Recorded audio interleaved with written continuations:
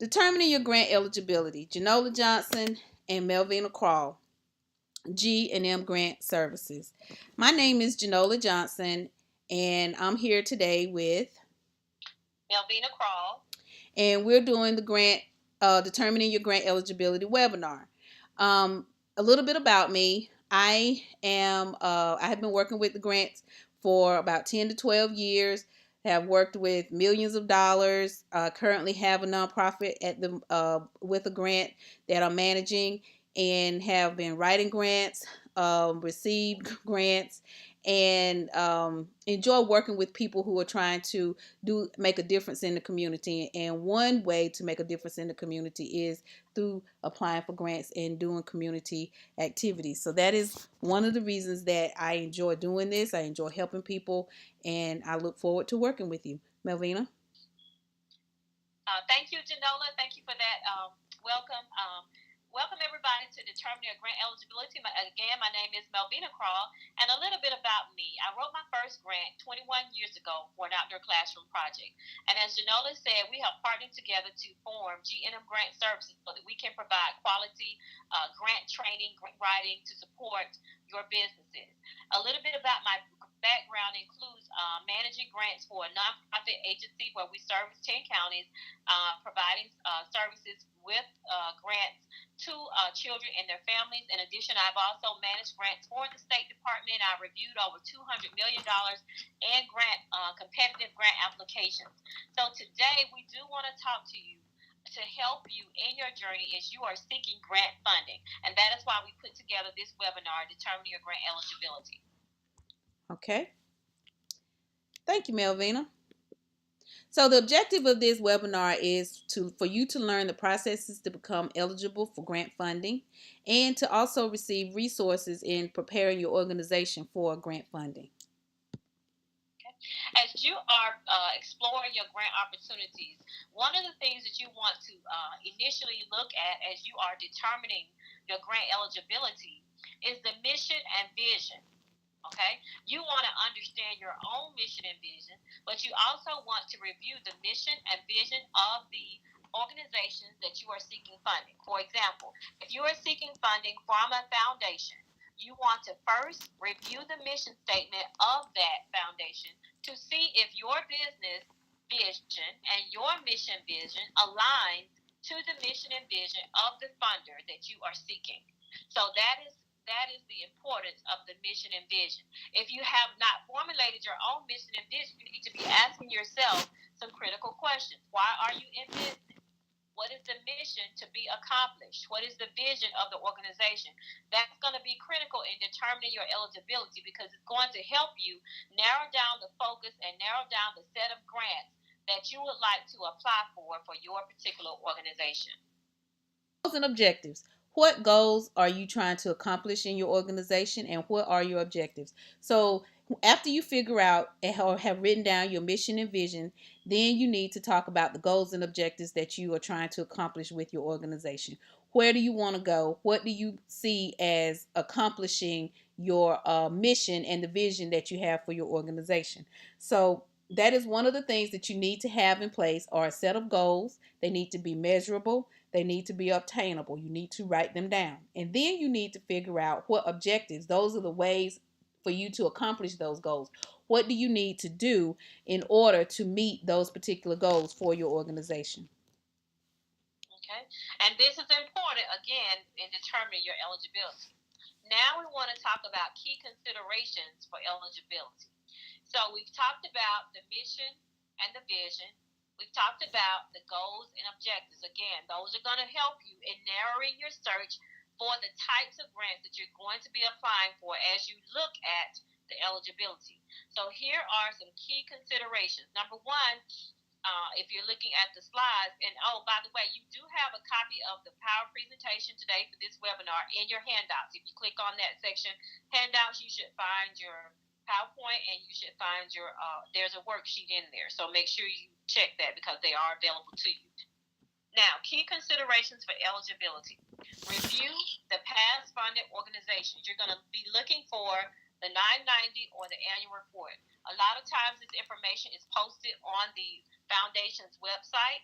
where you can actually see previously funded. And sometimes they'll have the words past funded or Mm-hmm. grantees. It will show you the current grantees and the list. So you want to look at that, and that's important because as you are exploring your eligibility options, you need to be knowing, you need to think about what types of organizations have received funding in the past from the person, organization that you are seeking funding. The next thing you want to review is the eligibility guidelines for the grant opportunity. So you're going to read through the guidelines and check off, do you meet the eligibility, what it's saying. If you don't meet the eligibility in the guidelines, chances are you are not eligible to apply for that funding. If you have questions after you read the guidelines, then you definitely want to make sure you shoot an email to that particular foundation. Normally, they have either a phone number or an email that you are allowed to send your questions to. So that's what you want to do there. Then, after you review the guidelines, let's just say, yay, you say, wow, I meet the guidelines. I really want to apply for this grant. Hold on. Don't, not just yet. Make sure that you look at typically not funded information. So they're going to have somewhere on their site things that they don't usually fund, and it may even be listed right after the guidelines. Projects Mm-hmm. not generally funded, organizations that need not apply. It'll say something like that. So what this does, it tells you further the type of organizations that are not generally funded. So even if you meet the guidelines and the eligibility, when you look at the typically not funded, if you fit into that category of typically not funded, you probably should not apply for the grant. So if you are still fuzzy after you read the eligibility and the typically not funded section, then you want to send an email or a phone call. Now, make sure you read the guidelines because it may tell you we're not accepting phone calls. Mm-hmm. They may give you a contact. So Mm-hmm. make sure you look for that information, particularly if it's online where you can do that. And also they'll tell you when they're open for accepting applications. So the date, it may be, from one date to another, and if it's during that time period, you'll get that information in the guidelines as well. And the last thing you want to do, it says review the application, which is different from the eligibility guidelines. So here you've reviewed your past funded organization, you've looked at the guidelines, and you reviewed typically not funded. But now you're going to look at the application. Now, the application may or may not be available to you. If the application is available to you, then you can look at it. If it's not, there are a couple of things you might have to do. Number one, when you read the eligibility, it's going to, for example, are you is maybe the eligibility says that you have to be a nonprofit, and it may tell you if you're interested in funding, put your organization's name and email in a box where you can submit to get to the application. They may have 3 or 4 questions. One of those Mm-hmm. questions might be, are you a nonprofit? Mm-hmm. And if you answer no, and their eligibility guidelines only say you can apply if you're a nonprofit, Then you you're not can't going to go any proceed. further. You're not going to be able to proceed to the application. So that's why it's important for you to view the eligibility guidelines and make sure that you're honest. If you are a nonprofit, you check yes, and the application can pop up. So there are multiple ways that organizations now are having people, are screening people for grants because they don't want to waste a lot of time reading grant applications of people who are not eligible. So we encourage you to really look at the eligibility to determine whether or not you should apply for the grant. Okay. And Other those, key considerations for eligibility is the history of the organization. You need to know the history of your organization, but more importantly, you need to know the history of the organization that you're seeking funding. You need to know what they're about, why are they in business. You also need to know the alignment of the mission and vision to the grantor. Is your mission aligned to the mission of the grantor? Are you all going down the same road? Is your mission similar? If you are trying to find money for playgrounds and you are looking at a grant that they're trying to help animals in the community, you all are going down two separate roads. Your missions are not the same.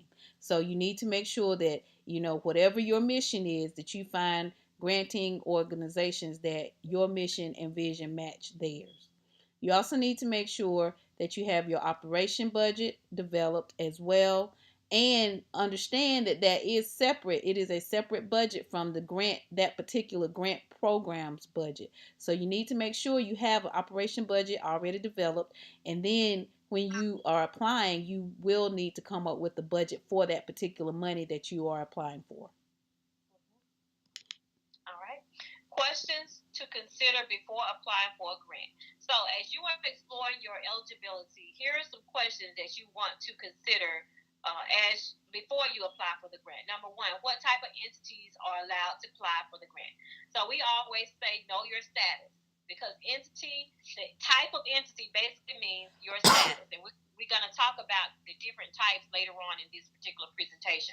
How long have you been established? This is critical because some grants will have rules and guidelines about the length of time that you've been in business. So that's why another reason why that is important to know your own history. If you've been in business, like for example, some nonprofits grants will say if you're a nonprofit, you have to have been established for 3 years, at least 3 years. So it's not to say that nonprofits can't apply for grants. However, you do have to look at the guidelines for each grant application. They're all different. There's no one set of rules that's going to apply to every grant. So you have to look at it. So you can't say, well, I might as well wait 3 years before I apply for a grant because I've not been in business 3 years. No, that's not a good reason not to apply. You just can't apply for that one particular grant that has that rule. There will be other grants out there that are for startups or those that are new to nonprofit industry. So you have to find the funding that you are eligible for, and that's why we're doing this training. Who is typically funded by the grantor? We told you to look at the list of not typically funded, but you also want to look at the list of who is getting the money from a particular foundation or government organization that you're seeking the funding. What do you plan to do with the money? You should know what you want to do with the money before you seek a grant, because there are different types of grant that fund different things. So you should have brainstorm a list of things to make up all the money that you need, because you may have to explore multiple funding opportunities. How long do you need the grant money to support your program? This is important to sustainability. Some grants may be one-time grant awards. Some grants may be grant cycles. For example, federal grants usually are 3 to 5 year cycles. So if you get that grant money, they want to see that you have thought out and you have planned for more than 1 year. Also, you have some sustainability built into the program. As you grow your program over the years, how are you going to sustain the funding that you're receiving? And then the last thing you want to ask yourself, these are just some questions: do you have other funding streams for the nonprofit to sustain program implementation? So what that means is perhaps you're going to have fundraising events throughout the year. You're going to have additional funding. Maybe there's some small registration fees that people might have to pay for certain types of services or events that are going on with your organization. And perhaps you're going to be seeking other donors that will contribute to the cause. So you want to make sure you have all of those things kind of thought out. Even if you don't have them solidly in place, you can make sure you have thought about them, because these are questions that may come up as you are seeking funding depending on the type of funding application. Okay. All right, so knowing your status or your type of entity, you need to understand that you have to apply for your EIN number, which is your employee identification number, or sometimes it may be called the FEIN number, which is the Federal Employee Identification Number. This number can be found on the IRS website, and it is basically the Social Security number for your organization. There are entities that are limited liability corporations, or they could be LLCs. There are partnership organizations, for-profit, non-profit, and corporation organizations. So knowing the type of entity that you have filed with the Secretary of State and or with the IRS is important, so that you'll know what type of grant opportunity or funding opportunity that you can apply for. Okay. And I know we've been giving out some great information, so I do want to interject. We do have a boot camp coming up in March the 17th and 18th. So we have registration open for that. So we're giving you information today, but we will be going over, how to do a needs assessment, how to look at a grant search, really how to screen through, determine your eligibility, and we'll be walking through that process at our boot camp that's coming up on March the 17th and 18th. And those of you that are participating in this webinar today, we will make sure to send you some information about that boot camp. Now I want to continue about startup programs and appropriate filing. So Janola talked to you about the EIN, which is like your business ID number for your business or your nonprofit. And so you're going to have appropriate filings for your state in which you live, your local and county governments to operate your business. So you're going to need your business license. And then for nonprofits, you want to have your articles and the bylaws, of course. And definitely you got to have that letter from the IRS, because most of the time, if you're a nonprofit and you declare yourself a nonprofit, and you're applying for grants as a nonprofit, they're going to ask you to attach a copy of that letter from the IRS that you are active and you are a nonprofit. So make sure you have that status. Some people are just filing their nonprofits with the state and they think, oh, I'm a nonprofit, I can apply for grants. Well, that's one part of the process. You need to have that other part, which is filing with the federal government, so you can get that letter in your hand and be able to apply for these grants. Okay. All right, so other important documents that you will need to have is your business plan, so you know where you're going and what funding you might need, your operations budget for your organization, your 990. Even if you just received your 501c3 letter, you still need to file your 990. If you do not file your 990 3 consecutive years, you will lose your nonprofit status with the IRS, and you have to start over, including paying the fees. You will need to have your IRS declaration of nonprofit as well. Then the grant sometimes will request other types of documentation. Say it may want the certificate from the Secretary of State. It may want a copy of your business license, other things like that. So, I would suggest that you keep those types of things in a safe place so that you can just scan them in and upload them into the grant application. Okay, so Janola just told us about important documents for your grant and how important it is to keep a file, keep them scanned. And that's so true, because if you hire a grant writer, they're going to be asking you for these informations. And so you don't want to have to go look them up, file them. I've had people to say, well, let me get with my CPA. I'll have to you don't have time to hunt down the stuff. So the things that are on this list that Janola just told you about, make sure that you keep it either in a hard copy in your file, so that if you are hiring someone and your CPA, for example, or your attorney goes out of town, you have a copy, because that has happened in writing grants to people. They'll say, well, this person is out of town. Well, the funder, the foundation, they don't really care about that. You have to meet a deadline. So when you're talking about determining your eligibility and criteria, and some things you don't even know your status, you want to make sure you have those important documents in a file so that you can easily access them and they can be viewed and provided to the person who is assisting you with the grant writing. Your appropriate filings, again, particularly if you're going to be applying for federal grants, the majority of the things listed on here, the DUNS number, you must have a DUNS number if you're going to be applying for federal grants. So your DUNS number, your NACEN SIC codes, you want to make sure you have that and know what type of organization you are, because when you get those codes, it's going to ask you type of organization. Your SAMS registration for grants management. So again, that's federal. If you want to apply for federal grants, you can go to grants.gov, and you can register on grants.gov to get registered, set up with the grants.gov, so you can get notices about federal grants. Okay, so it is also very important for you to know your congressional district. You need to know who your district representative is. Your representative, they keep a record of who is receiving federal funding in their district. You need to make sure that you know the number, and it's going to be the district of where the business is located and not necessarily where your residential location is. So make sure that you understand that when you are applying for the grant, that it's the congressional district that the location of the business is going to be located in. Okay. All right. So what I want want to do is we have a couple of minutes left. We have about 8 minutes left. I want to entertain some questions that were emailed in to us. So I'm going to read the questions out so everyone on the webinar can hear the questions that I'm going to read out. And we are going to wrap up just shortly. So one of the questions was, I was a nonprofit, but I went inactive. Can I still use the time that I first was established, or do I have to reestablish my organization as a nonprofit? If you were inactive and declared inactive, you do have to be active as an organization to apply as a nonprofit. Because most of the times in the guidelines, it's going to say active nonprofit organization.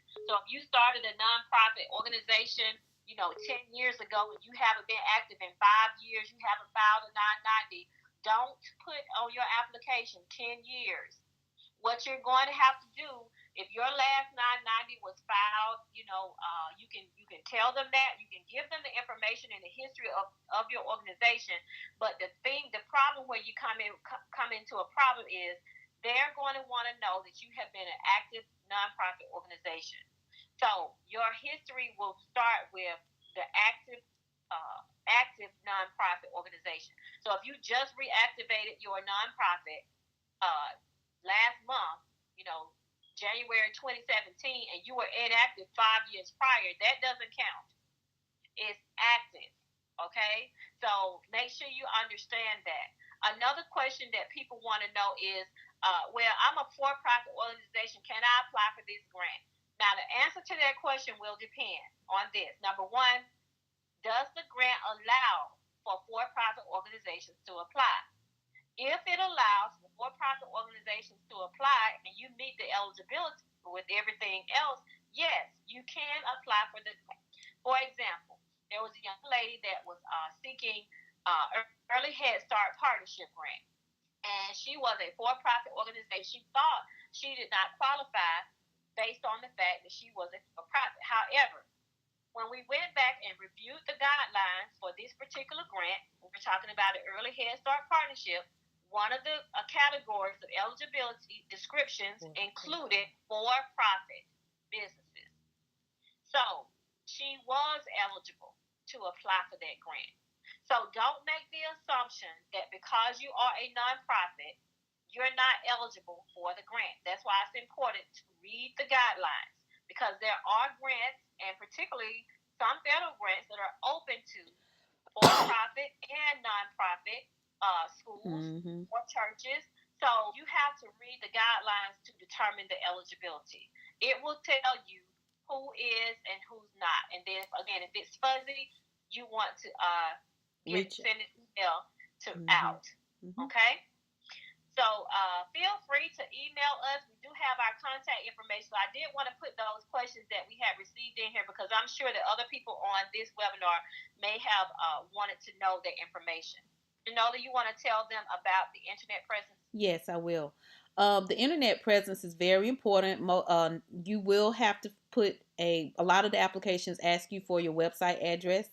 They may also ask you for what your social media information, such as Twitter or Facebook, Facebook page, and any other marketing avenues that you have out there. So in today's internet world, there's really no reason, for you not to have a website. You do need to have that up, and you need to have three main pages. The home page, which is gonna, introduce what your organization is, what you all do, your about page, who the founders are, what the website is about, and your organization, and then your contact us page, and most definitely, a donation button if you have that set up. So you do need to have an internet presence. You can't really do much in today's grant world without having an internet presence. And I want to add, Janola, to that. If you have a website, make sure you put your mission and vision on your website. Because, again, remember, we're talking about eligibility. You're going to be researching the particular foundation that you are seeking funding. But guess what? They're going to be looking at you, too. If you submit your application, they're going to be looking at you. So I was talking to a young lady about her particular business, and she said, well, I have a website, but it's not finished yet. When you click on it, it just says under construction. That's not good if you're seeking grants. If you're seeking grants, you want your website to be active so that people know that you are a legitimate business. They also can see, as Janola said, if you have a donor button, you can press that and people can make donations.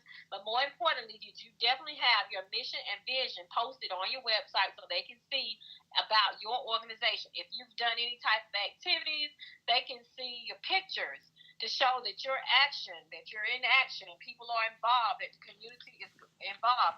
And then if you have any sponsors or people that have contributed to your business, you can even put posts like thank you notices on there so they can see that you are getting support from your area, from the community in which you live, and they can see that. So that's important to keep your website updated. We still have a couple of minutes, so I do want to talk to you about the upcoming boot camp. Mm-hmm. Do you have anything else you want to share with them about The boot camp? about determining your Oh, the eligibility? term. The only other thing I do have a question. Someone just wanted to know why do we have what is the purpose of the Dun and Bradstreet, and the Okay. purpose of the Dun and Bradstreet is like your credit report for your business, just like we have TransUnion, Equifax, and Experian for our personal credit reporting agency. Dun and Bradstreet is the reporting agency for businesses, so that is why you have to have that Dun and Bradstreet number. The only other thing I wanted to talk about was the boot camp, unless you wanted to add something else about the boot camp, Melvina. Yeah, I was about to share the boot camp information with them. Okay, go on. Okay. So, we do invite you to email us any questions that you may have about determining your grant eligibility, the training that we did today. And our contact information is on the last slide, info at grants.com. You can email us.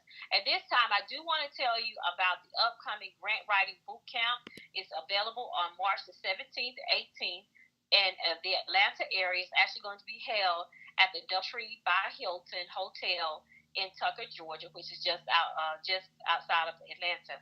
So we're inviting you to join us for the 2-day boot camp. It is for business owners, nonprofits, or those that who really truly want to take the grant writing to the next level. It is designed to teach you about large, complex, competitive grant applications. We're going to talk more about the internet presence. You heard Janola talk about the importance of social media, your website. We're actually going to go into more about that. We're going to talk about project management, because if you're going to write grants, certainly you got to understand the project management piece related to managing the grant as well. We will be teaching you how to locate grants. We're going to be giving you training on applying for federal grants. I have 5 years of experience of working with federal grants, and so we're going to be sharing with you information that you need in order for you to be successful with federal programs. You will be engaged in experiential experiences and practical exercises. So it's not just going to be a sit and take. We're actually going to involve you in the process. You're going to have templates. You're going to have to fill out some information. So we're going to be doing some reviews with you. You're going to be doing some peer reviews. You're going to be actively involved. So this is not going to be a boring 2 days. It is going to be filled with content that can help you in your grant writing journey. And so we are very, very excited about offering this boot camp. And we do have early bird registration going on now where you can really save big on your tickets. So you may be asking, how can I find it? It is listed on Eventbrite. G&M Grant Services on Eventbrite, and we will be sending you a link for more information about this boot camp. Melvina, actually, if there's a worksheet, I'm sorry, there's a worksheet that is going to be available with this webinar. It is available with this webinar, and down at the very bottom is the link for the boot camp registration. Okay, it's in your handouts. Mm-hmm. So you look in your handout section, and we do have information about the boot camp, and we will also follow up with the email. And that is all for this webinar. We thank you guys for tuning in to G&M Grant Services, determining your eligibility. We hope that you have gained the information that you were seeking, and feel free to email us at info@gnmgrants.com. Thank you. Thank you. Bye-bye.